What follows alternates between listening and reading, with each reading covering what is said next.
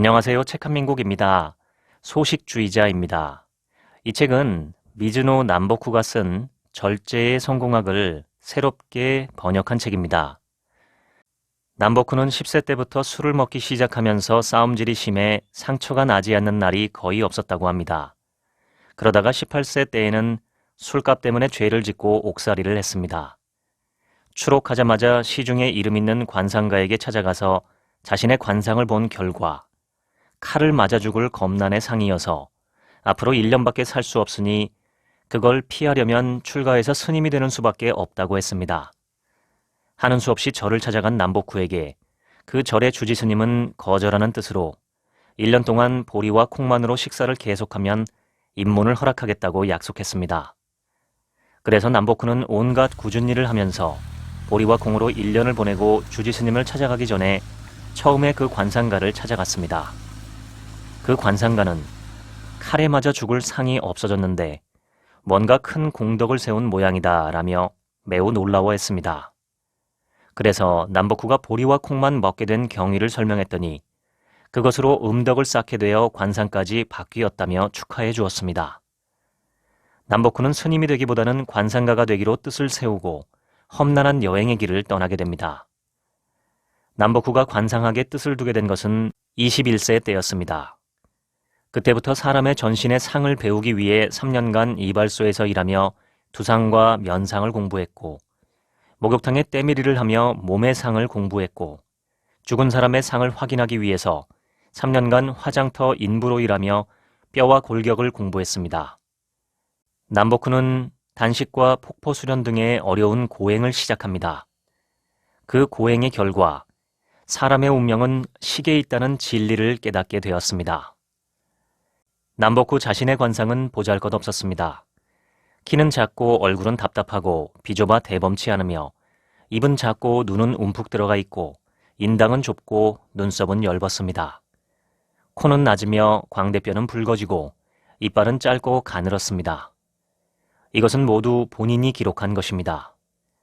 보기 드문 빈상이었지만 사람의 운명은 식에 있다는 큰 깨달음에 따라 매일 보리 한 홉 반과 채소 한 가지로 음식을 절제하고 쌀로 된 것은 떡이라도 먹지 않았다고 전해집니다.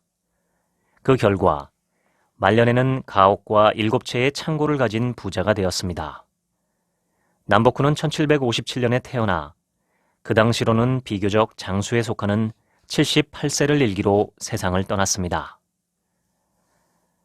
그 사람이 매일 먹는 식사의 양에 따라 그 사람의 부와 명예와 수명 그리고 미래의 운명까지도 예측할 수 있습니다.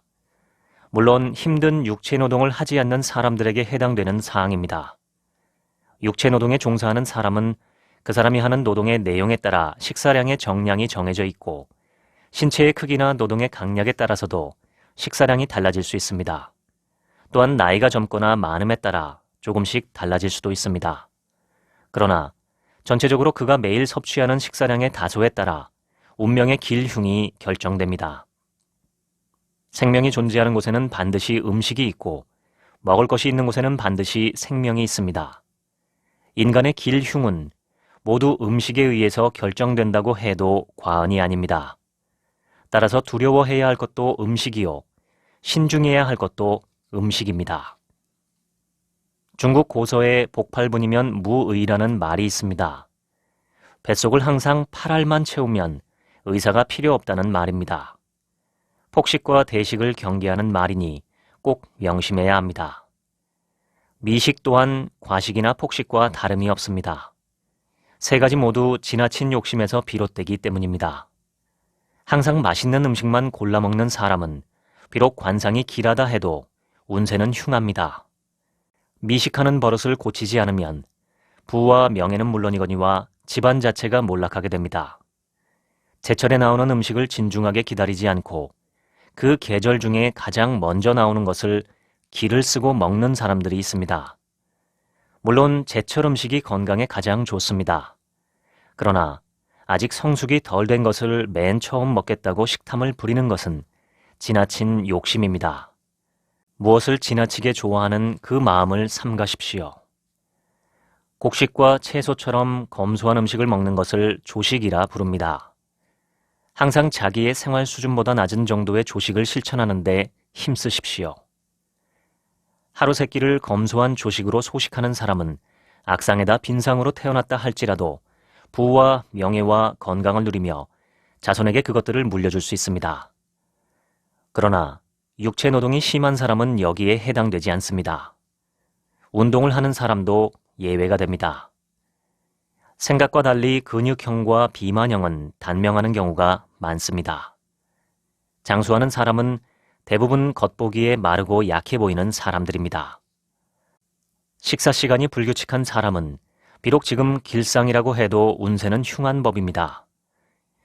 식사를 잊어버리고 정신없이 뛰어다닌다는 것은 자기 스스로 운명을 관할하지 못한다는 말입니다. 먹는 음식을 절제하여 소식을 실천한다고 해도 불규칙한 식사는 절제를 망쳐버립니다. 그러나 소식을 실천하며 식사량이 일정하고 식사 시간까지 규칙적인 사람은 몸과 마음이 함께 굳건한 법입니다. 영혼이 굳건하면 모든 일이 잘 풀리기 마련입니다. 배불리 먹고서는 맑은 영혼을 유지할 수 없습니다. 귀인에게는 식이 있고 소인에게는 식이 없다는 말이 있습니다. 이 말은 인품이 훌륭한 귀인은 식사도 규칙적이고 소식하는 데 반해 인품이 천한 소인은 대부분 불규칙하게 먹고 폭식한다는 말입니다. 그래서 귀인은 음식을 통해 천명을 얻고 소인은 음식을 통해 병을 얻는다고 하는 것입니다. 소식을 실천하면 천한 태생이든 흉한 관상이든 스스로 귀인이 될 수 있습니다. 절제하여 소식하며 술과 고기를 멀리하고 곡식과 채소로 검소한 조식까지 실천하는 사람은 천수를 다하고 죽는 법입니다. 따라서 죽을 때까지 주위의 사람들에게 폐를 끼치는 일이 없습니다. 그대의 신분이 귀하든지 미천하든지 일반 일체를 실천하십시오. 즉, 밥 한 그릇에 반찬 한 그릇으로 식사를 하십시오. 소식과 조식을 동시에 실천하면 일찍 죽는 법도 없고 가난하게 사는 법도 없습니다. 부와 명예를 얻지 못하더라도 흔들림 없이 나아갑니다. 사람이 세상에 나올 때에는 반드시 평생 먹을 양만큼의 식복을 가지고 태어납니다. 그렇기 때문에 대식하고 폭식하면 수명이 줄어들 수밖에 없습니다. 평생 먹을 양을 30년 만에 다 먹으면 30을 살고 100년 동안 나누어 먹으면 100년을 살게 됩니다. 상의 기륭과는 상관없이 젊었을 때부터 미식을 하는 자는 늙어서 음식을 먹을 수 없는 질병에 걸립니다. 더구나 미천한 사람이 신분에 맞지 않게 3년 동안 미식을 하면 젊음이 다하기 전에 생명을 잃게 됩니다. 관상이 대단히 좋더라도 젊을 때부터 미식을 삼가야 합니다. 미식이란 음식에 대한 교만하고 사치하는 마음 때문에 생깁니다. 젊어서 부와 명예를 가지면 교만한 마음을 가지게 되는 것이 인지상정입니다. 가장 잘 나가는 때가 가장 위험한 때라는 사실을 명심해야 합니다. 미식하고 대식하는데도 나름대로 보군이 있어서 집에서 죽는다 해도 죽을 자리에 누웠을 때 가족을 아주 힘들게 하고 큰 고통을 받다가 죽는 경우가 허다합니다. 원기가 왕성하다는 말에서 기라는 것은 오장육부의 활동 능력을 말합니다. 당연히 원기는 어떤 음식을 어떻게 먹느냐에 의해 좌우됩니다. 기를 뜻하는 한자 기를 보면 사람이 쌀에 의존한다는 사실을 알 수 있습니다. 따라서 식이 정해져 있지 않으면 기도 다스릴 수 없습니다. 우리가 매일 먹는 음식의 양과 종류를 일정하게 하고 시간을 엄격하게 정하지 않으면 사람의 원기가 쇠퇴되고 하늘의 기운 또한 쇠퇴됩니다. 식을 정하는 일을 모든 것의 근본으로 삼으십시오.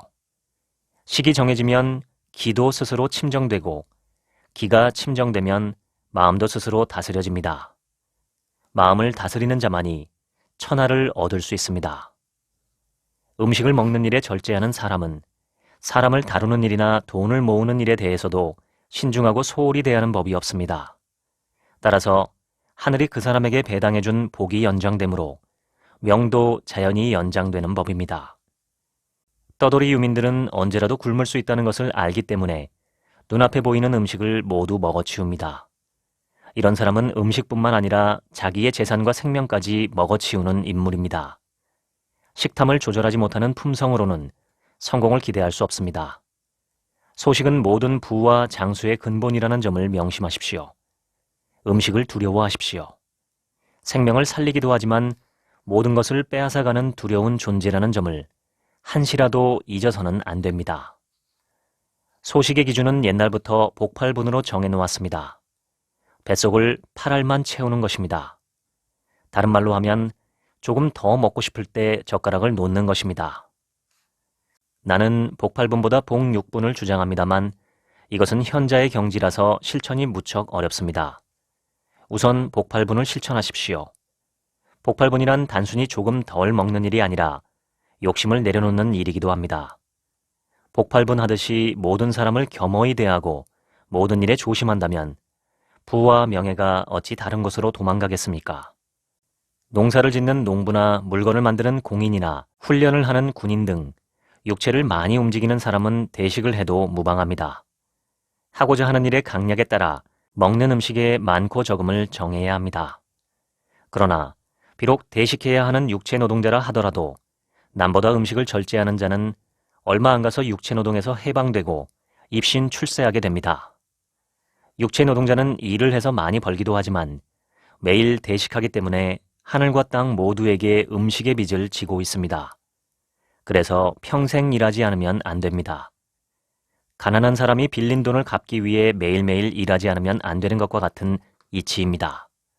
재화를 모으려는 사람은 항상 적은 돈이라도 군주와 같이 존경하고 한 양이라도 소홀히 대해서는 안 됩니다. 또한 돈을 지불할 때에는 마음속으로부터 이 돈이 다른 곳에서 귀하게 쓰이길 바라는 존경의 마음으로 지불해야 합니다. 그러면 빈궁한 빈상이라도 많은 재화를 모을 수 있습니다. 사람은 자기를 아껴주고 존경하는 곳으로 찾아갑니다. 자기를 함부로 대하는 사람에게는 찾아가기도 싫고 찾아가더라도 오래 머물지 못합니다. 돈도 이와 똑같이 운행된다는 사실을 명심하십시오. 많은 돈을 가진 재산가들은 한 양의 돈이라도 소홀히 하는 법이 없습니다. 그들은 적은 음식도 소중히 대하며 적은 돈도 존경하는 사람들입니다. 자기 분수 이상으로 먹는 자는 매일 하늘에 대해 빚을 지고 있는 것과 같습니다. 먹어치운 음식은 모두 똥오줌으로 변할 뿐입니다. 하늘이 내려준 빚을 어떻게 갚을 것입니까? 빌려준 이가 사람이라면 독촉이라도 하지만 하늘은 독촉도 없이 조용히 부와 명예와 수명을 거둬들이고 맙니다. 몸과 영혼은 집과 주인의 관계와 같습니다. 주인이 방탕하면 집이 똑바로 설 수 없습니다. 절제하는 자는 영혼이 흐트러지는 일이 없기 때문에 육체도 저절로 굳건한 법입니다. 술과 고기를 먹지 않더라도 미식하고 대식하는 자는 섭취한 음식이 몸에서 썩어 집이 무너지기 때문에 출세와 영달을 이룰 수 없습니다. 대식하여 배가 부르면 기분이 무겁고 잠이 오기 마련입니다. 잠이 깬 뒤에도 몸이 무겁고 머리도 맑지 못합니다. 이러한 현상들은 모두 과식에 의해 심기가 풀려 일어나는 것입니다. 심기가 풀리면 근육도 풀어지게 됩니다. 이는 집의 기둥과 대들보가 흔들리는 것과 같습니다. 또한 부모에게 커다란 효를 실천하지 못하더라도 음식을 절제하여 소식하는 자는 진정한 효도를 실천하는 사람입니다. 평생 음식을 절제하는 사람은 어려운 경전을 통해 도를 배우지 않아도 그 사람 자체가 비로소 도를 이루었다 할 수 있습니다. 관상의 기륭에 관계없이 자기가 장차 출세할 것인가를 알고 싶으면 내가 음식을 절제하는 사람인가를 확인해 보면 됩니다. 음식을 절제하고 삼가는 것이 몸과 마음을 다스리는 근본이고 몸과 마음을 다스리지 않으면 세상에 뛰어난 인물이 될 수 없습니다. 소식하는 사람은 야윈 것처럼 보입니다. 이런 사람은 야위였으나 심기가 든든한 사람들입니다. 이와 반대로 식탐을 부려 과식하게 되면 기가 무거워지는데 이 상태를 심기가 야위였다고 합니다. 병들어 몸이 야윈 것과 소식으로 몸이 야윈 것을 엄격히 구별해야 합니다. 어떤 이익이나 보답을 기대해서 남에게 베푼다는 것은 순수한 마음이 아님을 깨달아야 합니다. 반드시 남에게 보이지 않게 해야 합니다. 그것을 음덕이라 합니다. 이 세상에 자기가 가지고 태어난 음식을 식록이라 부릅니다. 이것을 베푸는 것이 진정한 의미의 음덕입니다. 따라서 배불리 먹고 남은 것을 남에게 베푸는 것은 진정한 의미의 베풀미 아닙니다. 그것은 받은 사람의 음식일 뿐입니다. 자기가 먹고 싶은 것을 참고 절제하여 남을 위해 베푸는 것이 참다운 베풀미입니다. 절대 그대의 신분을 넘는 음식을 탐하지 말고 항상 가장 미천한 사람들이 먹는 음식에 그대의 마음을 정하십시오. 사람이나 국가나 모든 패망 이전에는 항상 욕심이 놓여 있습니다. 음식을 두려운 마음으로 절제하고 삼가지 않는다면 당신은 큰 뜻을 이룰 수 없는 법입니다. 세상에서 커다란 부와 명예를 이룬 사람은 모두 절제하는 사람들입니다. 그들은 물 한 방울, 불씨 하나도 귀중히 여기는 사람들입니다. 그들은 부와 명예를 지키기 위해 항상 정신을 맑게 유지합니다. 정신을 맑게 하기 위해 항상 소식을 실천하는 사람들입니다. 부자들의 훌륭한 옷과 집이 부럽다고 탐하지 마십시오. 그들처럼 절제하지 않으면 당신은 절대 부자가 될 수 없습니다. 저작거리의 속인들은 성미가 강하고 급합니다. 또한 자주 흥분하기도 합니다. 그리고 그것을 원기가 좋다고 생각합니다. 그러나 그것은 어리석고 미천한 사람들의 생각입니다. 술과 고기를 포금하고 폭식한 결과 겉모습만 원기 있고 호탕하게 보일 뿐입니다. 그런 사람은 오래가지 못합니다. 그러나 소식으로 원기를 온화하게 가꾼 사람이 입신 출세하면 평생을 지속할 수 있습니다. 원기는 꾸준히 그리고 서서히 형성되는 것입니다. 이를 위해서는 항상 모든 일에 절제하고 사람과 일을 대하는 자세가 신중해야 합니다. 10사람 몫의 신중함을 갖는 사람은 10사람만큼의 입신 출세를 할 수 있고 10,000명만큼의 신중함을 갖는 사람은 10,000명만큼의 발전이 있는 법입니다. 소박하고 검소한 음식으로 절제하여 소식하는 일이 최상의 방법입니다. 부귀는 사방에서 가난이 모여서 생기는 것입니다. 가난은 부의 근본입니다. 그래서 가난한 자는 헤아릴 수 없이 많고 부자가 적은 것입니다. 따라서 부자가 되기 위해서는 가난을 알고 그것을 헤아리는 마음이 중요합니다. 모든 부의 근본은 가난에서부터 출발합니다. 부를 얻더라도 항상 가난을 생각하십시오. 또한 매일 먹는 식사도 상하 구별 없이 식솔이나 하인들과 함께하는 것이 좋습니다. 본인이 술을 마시지 못한다고 하인들에게 강요하지 말고 본인이 보리와 잡곡으로 소식한다고 하인들에게 강요하지 말아야 합니다. 그대가 술을 마시지 않고 소식하며 훌륭한 인품을 키워간다면 하인들은 저절로 그대를 흠모하여 따라올 것입니다. 물건을 함부로 버려서도 안 됩니다. 쓸만한 물건이 버려져 있더라도 시중드는 아랫사람들을 호통치거나 나무라지 마십시오. 사람들이 잔치상을 탐하는 이유는 음식에 양념이 가득하기 때문입니다. 양념은 반드시 허기를 유발합니다. 없는 허기를 만들어낸다는 말입니다. 배가 이미 차 있는데도 불구하고 그 양념들이 코와 입을 자극하여 자꾸 뱃속에 음식을 집어넣게 유혹합니다. 과도한 양념은 기생집과 같습니다. 아무리 기생집을 드나들어도 욕구가 채워지지 않기 때문입니다. 양념은 소금 하나로 족합니다. 소금 간만한 단순한 음식을 먹도록 하십시오. 진정으로 열심히 가업에 종사하는 사람은 대식하거나 폭식하는 법이 없습니다. 음식을 먹는 것과 일을 하는 것은 그 근본이 똑같습니다. 열심히 일하는 사람은 식사를 절제하는 사람이며 식사를 절제하는 사람은 열심히 일하는 사람입니다. 절제하지 않고 폭식하는 것은 매일 음식을 변소에 버리는 것과 같이 무서운 일입니다. 더욱이 혀를 만족시키는 음식을 많이 먹는 행위는 자기의 수명을 단축시키는 것과 같습니다. 그래서 임금과 벼슬아치들은 대대로 수명이 짧은 반면 먹을 것이 없는 산촌 사람 중에 장수하는 사람이 많은 것입니다. 돈과 권력을 가진 자는 맛있는 음식으로 수명을 단축하고 가난한 자는 청빈한 음식, 즉 조식으로 수명을 연장하는 법입니다. 선이라는 것은 오래 쌓여야 그 가치가 빛나게 되고 악이라는 것도 오래 쌓여야 그 해로움이 나타나게 되는 법입니다. 그대는 어찌하여 하루아침에 이루어지지 않는다 하여 조급해 하십니까? 그 조급함이 그대를 망칠 것입니다. 하늘은 그대의 진정한 마음을 먼저 보지만 그대가 오랫동안 쌓아놓은 음덕도 함께 보는 법입니다. 서리도 밟아야 단단한 얼음이 된다는 뜻처럼 조급한 마음을 버리고 겸허한 마음으로 세월을 쌓으면 큰 인물이 될 수 있다는 말입니다. 사람의 품격이 변하면 관상도 변합니다. 품격이 변하는 가장 큰 요인이 음식의 절제라는 사실을 알아야 합니다. 심신이 안정된 사람 중에 식탐이 있어 대식하는 사람을 나는 한 명도 보지 못하였습니다. 따라서 소식과 품격은 서로 주고받는 깊은 관계가 있다고 말하는 것입니다. 음식은 몸과 마음을 가꾸어 키우는 근본입니다. 음식을 절제하지 못하는 사람은 하늘의 이치를 모르는 사람이므로 어두운 밤에 방향을 잃어 길거리를 방황하는 사람과 같습니다. 진정한 음덕이란 남에게 알려지지 않게 행하는 선행을 말합니다. 남들이 보지 않는 어두운 곳에서 쌓는 덕이 진정한 음덕입니다. 곡식이 땅에 떨어져 있어도 참새를 생각해서 이것을 줍지 아니하는 것이 음덕입니다.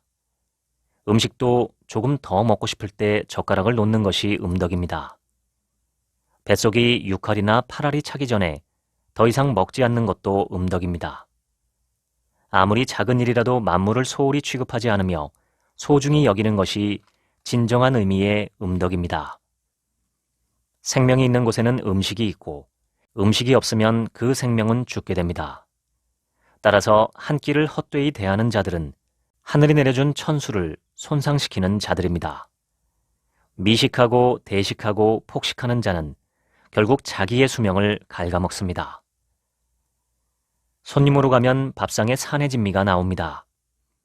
그 음식을 먹지 않으면 버릴 것이라고 생각해서 억지로 참고 많이 먹는 것은 잘못입니다. 먹는 만큼 뱃속에 들어가서 전부 똥오줌으로 변해버린다는 사실을 알아야 합니다. 진실로 절제하는 사람은 언제 어느 자리에서도 소식하는 것이 변함이 없습니다. 이것이 진정한 음덕이고 자비입니다. 남겨진 음식들은 식솔들이나 하인들이 먹을 수 있고 이웃과 나누어 먹을 수 있으므로 세상을 이롭게 합니다. 비록 버린다 해도 닭이나 개나 돼지 등 가축의 먹이로 쓰일 수 있으므로 생명을 양육하는 셈이 됩니다. 그러나 똥오줌은 식물의 거름으로 쓰일지언정 다른 동물을 직접 양육할 수 없습니다. 비록 한 숟가락의 음식이라 할지라도 소중히 여겨 변소에 뿌려지는 것을 경계하십시오. 깨달음의 경지는 정신을 다스리는 것을 그 시작으로 합니다. 음식을 다스리는 것이 정신을 다스리는 첫걸음이라는 사실을 그대는 깨우쳐야 합니다. 모든 일에 있어 마음이 흐트러지는 가장 최초의 발단은 음식이기 때문입니다.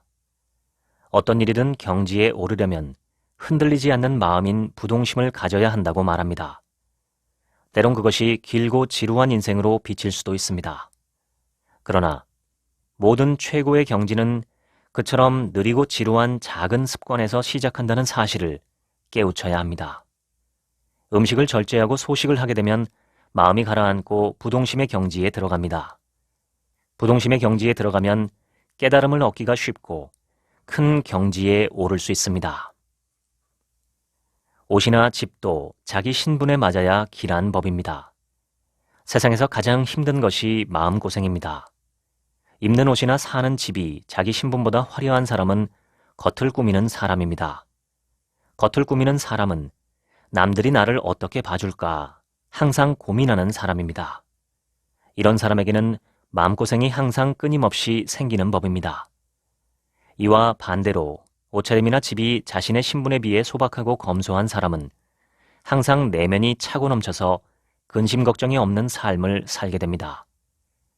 일반적으로 함부로 먹고 마시는 자는 사치스런 옷이나 장신구로 치장하게 됩니다. 또한 누가 자기 집이 누추하다 말할까봐 노심초사하여 빚을 내어 지붕을 높이 올리거나 연못을 만들기 일쑤입니다. 이런 사람들은 자기를 기만하고 세상을 기만하는 사람으로서 평생 마음고생만 하다가 자식들에게 빚을 남기고 생을 마감합니다. 나는 이런 자들을 평생 수도 없이 보아왔습니다. 그러나 진정한 마음으로 음식을 절제하여 소식하는 사람은 자기의 신분을 알기 때문에 매사에 사치하지 않습니다. 그래서 내가 의식주 중에서 음식이 근본이라 말하는 것입니다. 남에게 보여주고 싶어 하는 마음, 이것이 모든 근심 걱정의 근원입니다. 늦잠을 자는 사람은 하루 종일 몸을 허둥대는 법입니다. 늦게 일어났기 때문에 마음이 초조해서 생기는 현상입니다. 하루의 일과를 반나절에 해치우려고 하여 허둥대며 실수를 하기 때문에 일이 잘 될 수가 없습니다. 나는 절제하여 소식하는 것을 가장 중히 여기지만 새벽 일찍 일어나 소양 발달의 기를 받으며 하루를 시작하는 것이 두 번째로 중요하다고 말합니다. 물건 하나라도 소중한 사람처럼 대하십시오. 사람과 만물은 동일합니다. 그리고 물건을 소중히 하고 남을 도왔다는 그 마음도 버리십시오. 그러면 물건도 당신 앞에 쌓이고 사람들도 당신 앞에 군중처럼 모여들 것입니다. 자손에게 물려준 재산은 자비가 될 수 없습니다. 그것은 평생 동안의 멍해로 작용하여 자식들에게 원수가 되는 법입니다. 1년 내내 산과 들에 과일과 채소가 지천으로 널려 있다면 누가 일을 하려 하겠습니까? 일을 하지 않으면 땀 흘리는 기쁨을 어찌할 것이며 만물의 소중함을 어찌 알겠습니까? 만물의 소중함을 알지 못하면 어찌 음식을 절제하여 소식을 실천하겠습니까? 소식을 실천하지 않으면 어찌 도의 경지에 이르겠습니까? 물려받은 재산을 생각하며 헛되이 세월을 허송하는 사람들을 나는 너무도 많이 봤습니다. 자식을 번영시키고자 하는 사람은 절제를 실천하는 본을 부모가 자식들에게 보여주어야 합니다.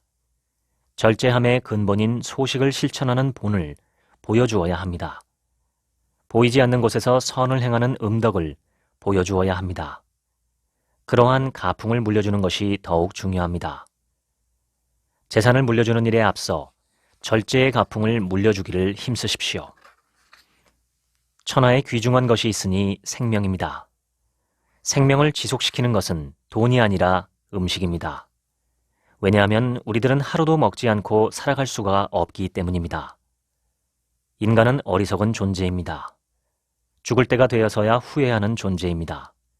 따라서 죽기 전에 지금 여기에서 실천을 시작해야 합니다. 모든 실천은 깨달음에서 시작합니다. 실천을 머뭇거리지만 깨달은 그대는 그래서 훌륭합니다.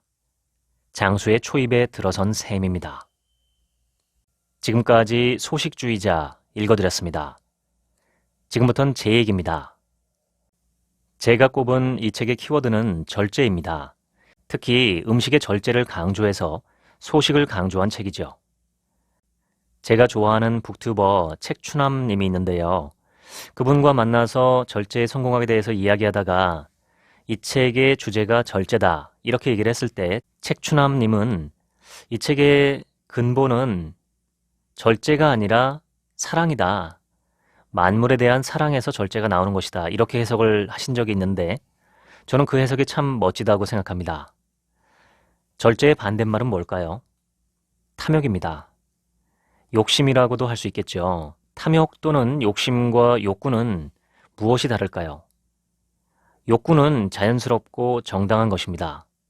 내게 필요한 만큼 바라고 추구하는 것이 욕구라고 할 수 있죠. 필요 이상 가지려는 것, 필요 이상 먹으려는 것이 탐욕이고 욕심입니다. 한마디로 탐심, 탐하는 마음입니다. 밥을 적게 먹으라는 얘기를 들으면 사람들은 대부분 썩 달가워하지 않습니다. 화를 내기도 하죠. 밥심으로 살고 먹는 재미로 사는데 먹는 것마저 하지 말라고 하면 어떻게 하느냐 하고 말이죠. 저도 이제는 그런 권유를 잘 하지 않습니다. 굳이 남의 인생에 배나라 감나라 얘기할 이유가 없죠. 다만 채식과 소식에 대해서 궁금해하시는 분들에게는 제 경험을 말씀드릴 뿐입니다. 저는 채식과 소식을 실천한 지 약 1년 반이 넘었습니다. 체중이 많이 빠졌고 처음에는 기력이 많이 떨어졌다고 느꼈지만 지금은 몸이 가벼워졌다고 느낍니다. 체중 측면에서가 아니라 몸의 어떤 신진대사 측면에서 몸이 가벼워졌다고 느낍니다. 중간에 건강검진도 했었는데 여러 가지 각종 수치가 좋아진 것도 확인할 수 있었습니다. 채식과 소식의 가장 좋은 점은 제 생각에 마음과 생각의 변화입니다. 어디까지나 개인적인 느낌이지만 마음은 한결 편안해지고 생각은 더 명료해졌다고 느낍니다. 한편으로는 세 끼 밥을 챙겨 먹지 않아도 되니 얼마나 편한지 모릅니다. 저는 지금 하루 두 끼를 먹고 있는데 기상 직후에 아침 식사로 과일과 견과류 약간을 먹고 점심이나 저녁에 일반적인 식사로 한 끼를 먹습니다. 보통은 점심을 먹고 저녁에 약속이 있으면 저녁을 먹죠. 정식 식사라고 할 만한 것은 한 끼를 먹는 셈인데 이렇게 먹으면 밤에 잠자리에 들 때 뱃속에서 꼬르륵 하는 소리가 여러 번 나기 시작합니다. 제가 여러 번 말씀드린 적이 있는데 만복의 즐거움보다 뱃속이 비어있는 공복의 쾌감이 더 큽니다. 하루에 한 번 공복을 느낄 때 온몸의 세포가 부르르 몸을 떨면서 살아나는 느낌을 받습니다. 머릿속도 맑은 느낌을 받죠. 물론 겉으로 보기엔 말라 보이고 기운 없어 보이고 그렇습니다. 운동을 해도 근육이 잘 붙지 않죠.